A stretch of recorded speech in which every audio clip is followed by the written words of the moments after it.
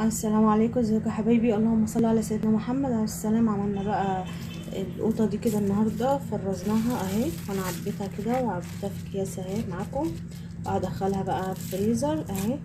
تعمليها بقى عندك في الفريزر، تطلعي منها على قد الطبخات، تطلعي منها. المره الجايه بقى هعمل اللي هي بتاعه تغذيه المحشي، عشان لو هتعملي منها المحشي ولا حاجه، دي من ضمن التفريزات اللي بنحطها في الديب فريزر او الفريزر لاستخدامك. والحاجات برضو اللي بتيجي عليك وقت فيه اسعار بترفع بتنفعك. جايه مستعجله وراكي حاجه بسرعه كده، بتطلعي كيس بتكسريه كده، بيفك على قد استخدامك، على قد الطبخه. يلا بينا نشوف الطريقه مع بعض. ويا ريت لو عجبك الفيديو ما تنسيش تشتركي معايا، ونشوف عملنا القطه ديت الكميه دي ازاي. بصوا ما شاء الله. يلا بينا نشوف الطريقه مع بعض.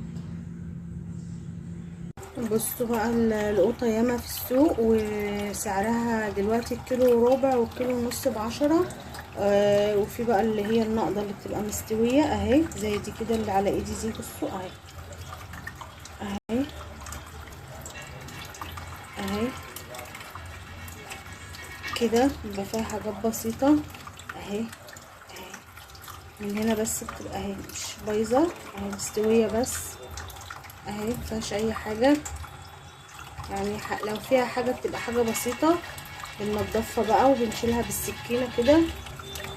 وهنفرزها نصلصلها مع بعض زي ما عملنا السنة اللي فاتت. دول القطة دي كده جايباها كيلو ب4 جنيه اهي.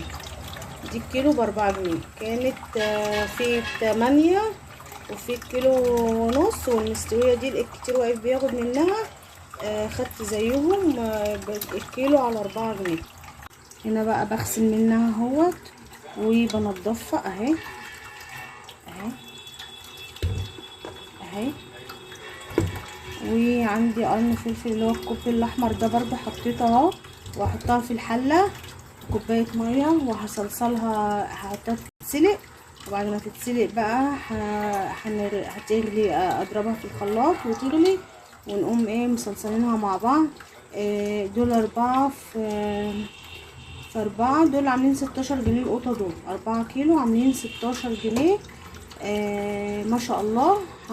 هعملهم وافرزهم واركنهم من ضمن الحاجات اللي هتركنها في عندك في الديب فريزر، في الفريزر. تصلصليها توفر معاكي في الوقت، توفر معاكي لما القطه ان شاء الله مثلا نزلتي طلعتي لقيتها غاليه، تسحبي كيس. الفتره الجايه ممكن القطه تغلى شويه معاكي، يبقى عندك، المهم ان يبقى عندك حاجه في الفريزر. وبعدين 16 جنيه نزلتي النزله دي جبتهم، ممكن انت تنزلي تجيبي لك ب20 جنيه، ما هيش مشكله، تلاقيها ب5 جنيه تجيبي لك 4 كيلو وتركنوهم في الفريزر. يعني ايه، نخلي كل اسبوع حاجه كده من تفريزات، نعملها كل اسبوع كده ب20 جنيه، حاجه نفرزها وانت نازله السوق كده. بقى الطماطم معايا استوت خالص اهي. بصوا هضربها بقى وصلصلها ونشوف هنعملها مع بعض ونفرزها ونعينها في الفريزر. بصوا معايا الصلصه اهي، بصوا تستوي معايا، هسيبها شويه كمان وبعدين